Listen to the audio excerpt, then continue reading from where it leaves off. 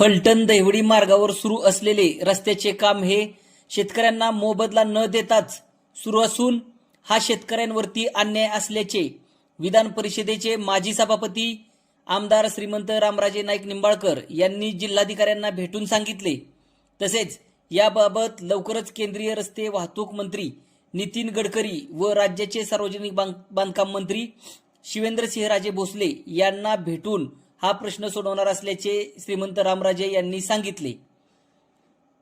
फलटण दहिवडी मार्गावरील शेतकऱ्यांना विश्वासात न घेता रस्त्याचे काम चालू केले असून त्यासाठी कोणताही मोबदला न देता शेतकऱ्यांना अडचणीत आणले जात आहे।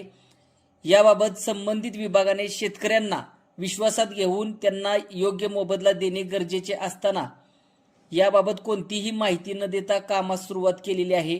याबाबत दुधेबावीचे शेतकरी श्रीमंत रामराजेंना भेटलेले आहेत।